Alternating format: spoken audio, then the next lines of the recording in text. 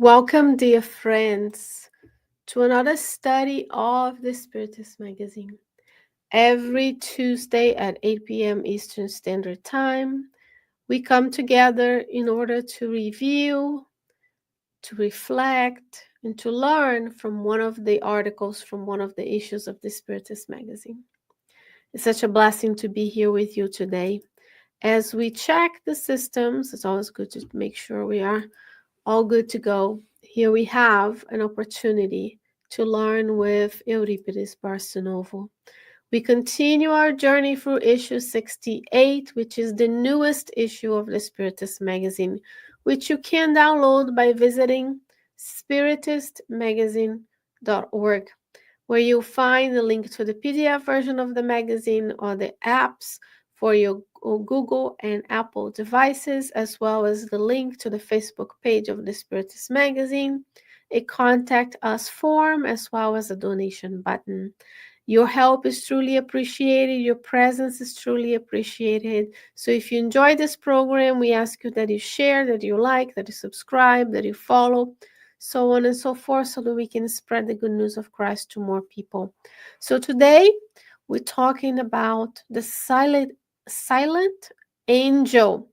And the spirit is Euripedes Barsanulfo through the mediumship of Francisco Candido Xavier. And I'll share the screen with you so you'll be able to see what the Spiritist magazine looks like on my computer. You can easily do it as well, download it as well to your computer. And here we have, this is the most beautiful work of many volunteers that work with the editor-in-chief in order for us to be here together. If you scroll down to page 36 of the magazine, you will find this beautiful image, and the title of the article is The Silent Angel. The spirit is Euripedes Barsanulfo, and the medium is Francisco Candido Xavier. So Euripedes Barsanulfo will allow us to go through a story at the time where Jesus was at the cross. So let's focus. Euripedes tells us at the top of the cross, the Lord recognized that in truth there was no place for him in the world. Without shelter to be born, he had been forced to avail himself of the nest of animals, and without a place to die, he hoisted him onto the wood of evildoers, right? Being born humble at the manger, no place to die, being murdered by the powers to be at the time. He was crucified. Now, however, that he had mentally isolated himself in the clamor around him, his vision expanded. Of course, he's the Christ. So Euripides is going to tell us, through Chico, what Jesus saw at the moment of the cross. He gazed in spirit. Let's make it a little larger font. He gazed in spirit at the great palaces of the earth, right? We still have those. And they are occupied by the powerful who dress in purple and gold, surrounded by slave women and unhappy servant. This is Christ looking at the construction of humankind around him. And he, Christ, or Jesus, noticed that they dominated the four quarters of the globe. As the Christ Spirit, who is the governor of our planet, he's looking around, and we can still see, right, dear friends, the four corners of the world, of the globe, even though it's a globe. We can talk about everywhere around the globe.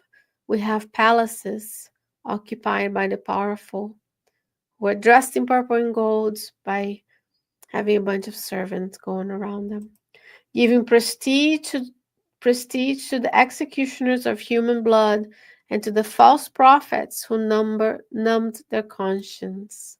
So this is us worshipping who? Mammon, which is the god of money, right? Us worshiping the physical senses, worshiping things, wealth, without thinking of others. But within the high walls that separated them, the Lord also saw those who lived in disharmony with himself. He pointed out the many martyrs of justice in prisons, the victims of slander flogged in public squares, the heroes of fraternity on martyrdom posts, the workers of good, given over to the beasts as pasture. He's talking about, right, giving, feeding the beasts on the many displays, right, that the Roman Empire had at that time. The friends of popular education under the knife of unconscious executioners. The persecuted condemned to irons in inhospitable regions. The helpless mothers whose tears fell like dew of bile on the dry earth. The old without hope, the caravanners of nakedness and hunger, the sick without a bed, and the children without a home. We are still, to a certain extent, experiencing on our planet all of these that Jesus is describing here, what he's seeing in the moment of the cross.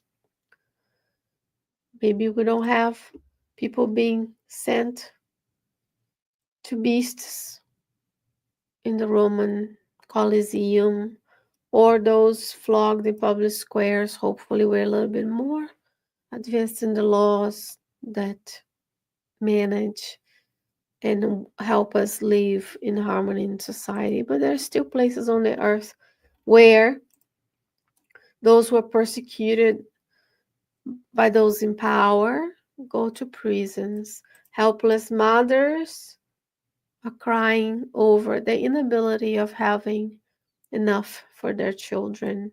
The old without hope.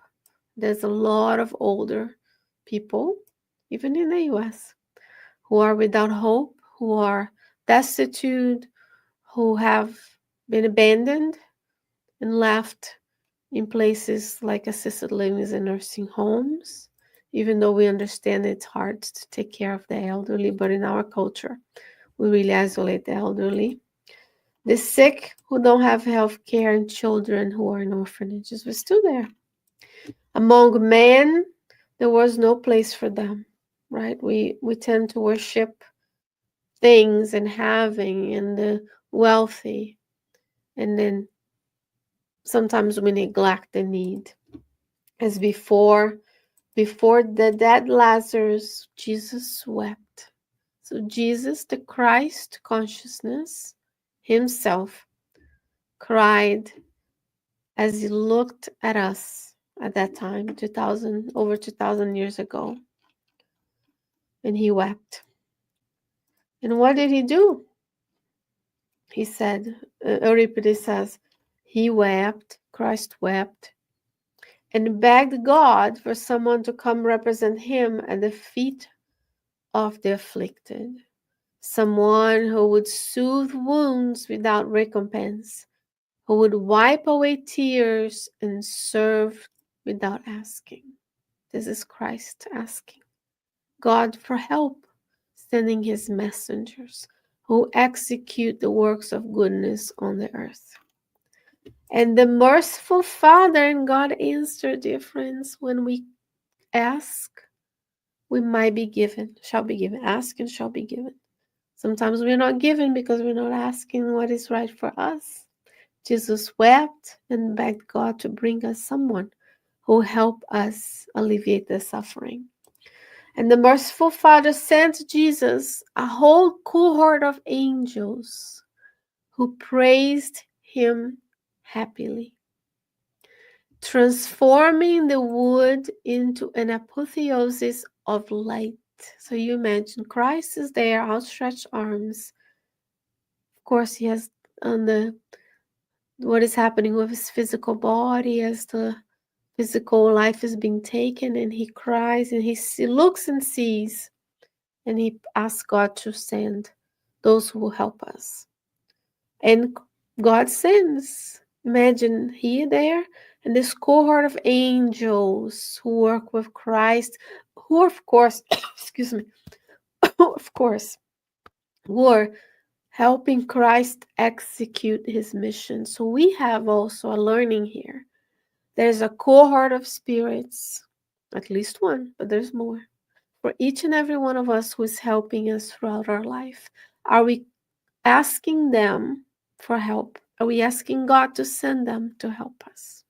Jesus did. Jesus is the guide, and Jesus is the model. So should we as well.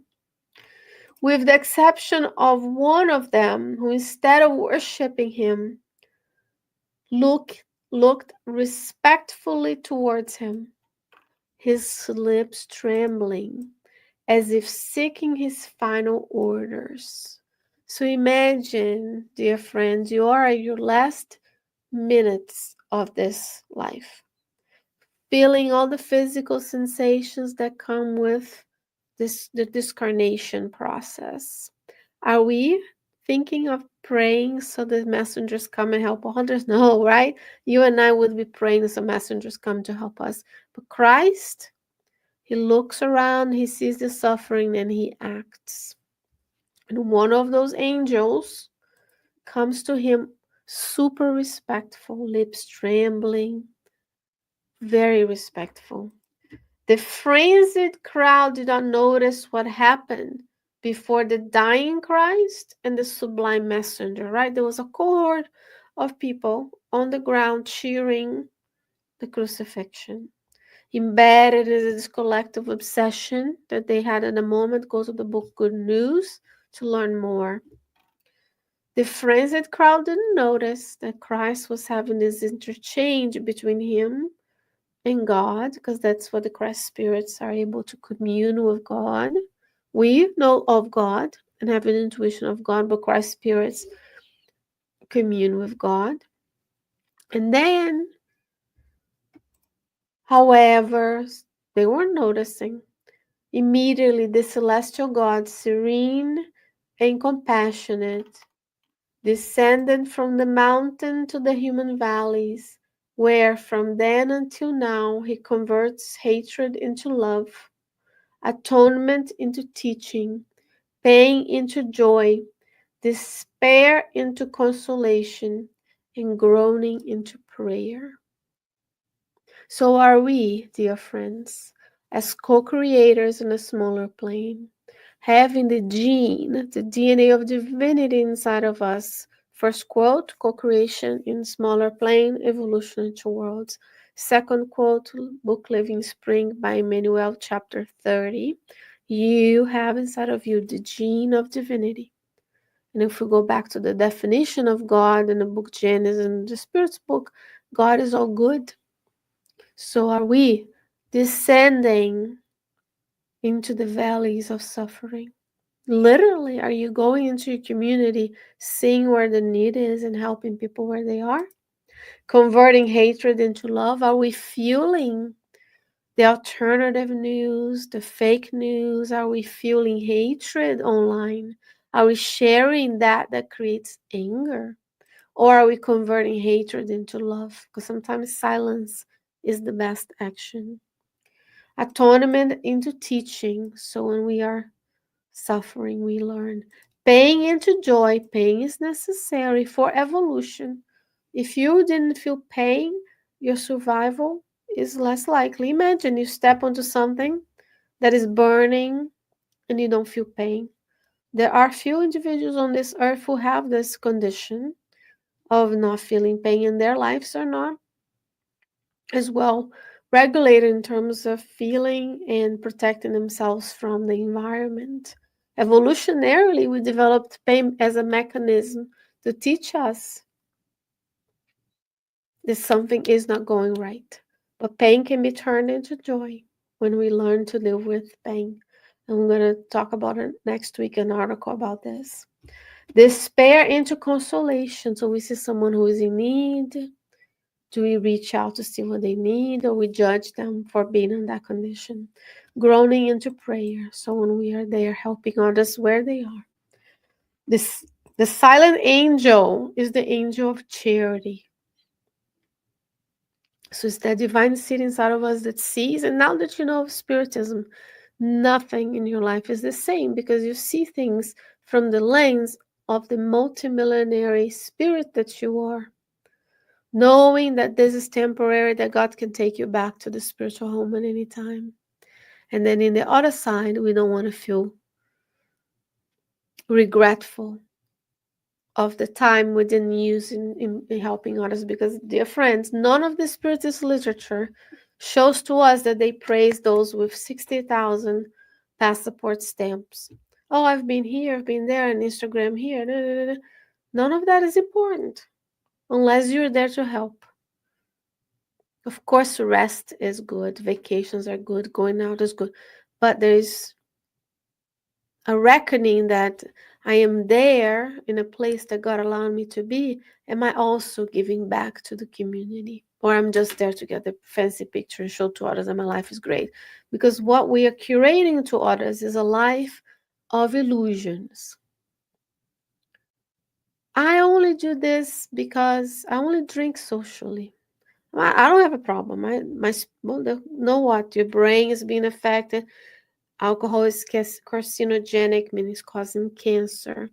Alcohol is a toxin. You are connecting with the spirits of darkness. Every time you have alcohol in your home, that you consume alcohol, even if it's one celebratory cup. You can tell that I don't drink it because I don't even know how you serve alcohol. Like one celebratory cheers. Or you're ingesting illicit substance, because alcohol is illicit. You can go there and buy, and it's socially acceptable. I don't know, I'm going to get a lot of hate for this. But the Surgeon General of the United States just proposed that we put a label, just like in cigarettes cause cancer. Do you know what else causes a lot of troubles with the physical body, the spiritual body, that we'll have to address in another life, here on earth and elsewhere? Pot, hallucinogens, drugs in general, overconsumption of food. So there's a lot of ways that we are connecting with the sources of darkness and the illusions of the earth, that is for enjoy. We're here for enjoyment. Now that you know, you have the power to pray for your guardian angels to change the habit so you can be more connected to the good spirits, to do charity, to look for the good everywhere you go. So we need to wake up. Once we're spiritist, life is harder because you have a new lens. It's almost like me trying to read without my glasses. I can see fine, but the fine print, I can't. So when I have spiritism, it's almost like everything. Without spiritism, things are fuzzy. Your physical body, somehow you came to exist as a human through evolution. Then you were born by accident somewhere in the world. You're lucky. You draw the lucky ball and you're an American citizen. Or you are wealthy in a wealthy nation elsewhere. And then you live your life and you do things and you die. And you put the spiritist lenses. Now you can see more details and nuances. You know you're a spirit. You know about immortality of the soul. You know about the communication between the dead and living. The good communication that we are having right now. You inspired by your mentors, you're listening to this. Me inspired by my mentors, so that I can say the right things to you, to do the good. Or we choose devices that attract us to the lower zones. And we have a choice. We have free will. Our free will dictates you can do it, but there are consequences. And that's why a lot of people don't want to be spiritists, because they will just want to go to a worship session, to a place, get the passes, go surf it, go back home, return, and we're never getting better, we're never progressing. So what should we do? Euripedes, Barsanulfo, Frústico, Xavier tells us, therefore, every time you hear the divine inspiration, there will be that seed inside of you, like, help that person, call that person, post less, do more, talk less, listen more, call, give the physical aid, go volunteer, embracing the suffering or supporting the needy, even though the slightest crumb of bread or understanding, it is to Jesus that you do it. So every time we come out of our shell of selfishness, was only me, what's good for me, my family, my mind. I want more for myself. Then we're not able to look around for opportunities of service. And sometimes things bothers us because maybe you need to help and you weren't able to. And then next time you see this divine inspiration, go embrace those who suffer, because that's what Jesus did. Jesus did not sit around and say, oh, here, I went through all the 1,000 villages around the lake. I boated every week. I did ski water, whatever you do when you have a lake. I enjoyed myself. I went to take a vacation in the Mediterranean. That's not what Jesus came here to do, friends. So we need to pair enjoyment with duty. The more you're given, the more will be asked of you. Every time we do anything, even the slightest crumb, and it can be simple. I'll give an example, not to make this about me. I was driving today to come here after work, because that's when I record. I'm with you, right? Just like everybody else, I have to work. There was a person asking for money at the traffic light. And as I was pulling up to the red light, I saw him walking. I believe it was a gentleman. I was too far from him, and the light turned green too fast for me to even react to the situation. I'm still thinking about the gentleman. But as we all took off, because it was busy rush hour, I saw that someone stopped traffic to give him something. Without judgment, they reacted. They were able to help. But I can also do work. As today we're together, then I was praying for that person and for all the other people around me in the area that are suffering, even if they have a home, if they don't have to go for the humility of asking for something at a traffic light, of begging. There is suffering everywhere that you can help Jesus with. You can release the suffering of a colleague of yours, of a friend's kid who might be suffering, of someone in your neighborhood, whatever cause. There's 8 billion of us on this planet. Many live way below the poverty line, and those who are privileged to have this wealth through work, but it's still privilege because we have working hands, working mouth, working brain. We're born and live in a certain place. Then we can do more to help those. Each heart in this planet beats faster to a specific cause. What is yours? It may be helping orphans. It may be helping the teachers at your school. It may be helping the animal shelter. It may be working with the homeless. It may be working with a not-for-profit to distribute diapers. We have a diaper bank in Richmond. I just learned this the other day as I was trying to help someone. There are food banks. We here in Richmond, our group goes to the food bank once a month, which is the minimum we can do, right? Based on 2 hours once a month. That's the bare minimum. But we can pray every day, all the time. We can pray for those who suffer. Maybe your heart is into volunteer in a medical clinic for those who have less financial means and resources. And you are a provider, you are someone who can give help. Maybe your cause is to be a translator in the medical system.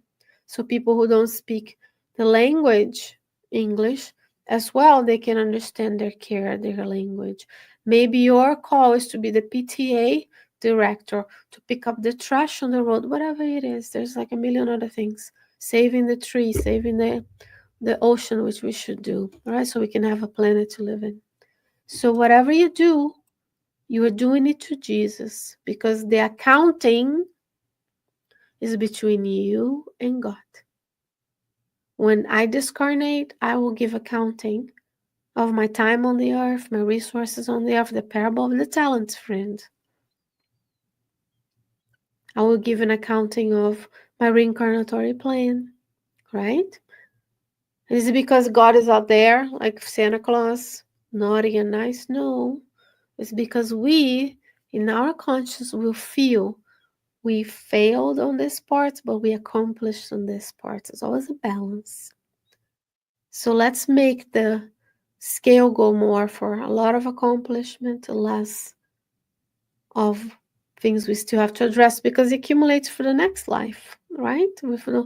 And due to the planetary transition, some of us will be invited to go elsewhere and be away for our loved ones on the earth for a while. Go to read the book On the Way to the Light, when the people from a capella came to reincarnate on the earth, and Jesus lovingly received them. Some returned, some are still here. That will be the same with the inhabitants of the earth. As the earth progresses, we who progress with the earth might be able to remain reincarnating in the future on the earth. Those who are hindering the progress will be invited elsewhere, because there's so many mansions in my Father's house, right? There's so many globes similar to ours, and then we will find the attunement of the globe that we need, and we will be invited there. So whatever you do of the good, you're doing it to Jesus. You're co-creating with Him in goodness. So be the agent, dear friend, of the silent angel of charity. Dear friends, it's always a blessing and an honor to be with you every Tuesday at 8 p.m. Eastern Standard Time. Please feel free to share this, to like, to show it to others, to contact us at spiritistmagazine@gmail.com to talk to the editor-in-chief, spiritistmagazine.org to download the app, to download the PDF version of the magazine, or to even order a physical copy of the magazine. May you stay well, may you stay safe, and I hope to see you next time. Take care, friends. Bye bye.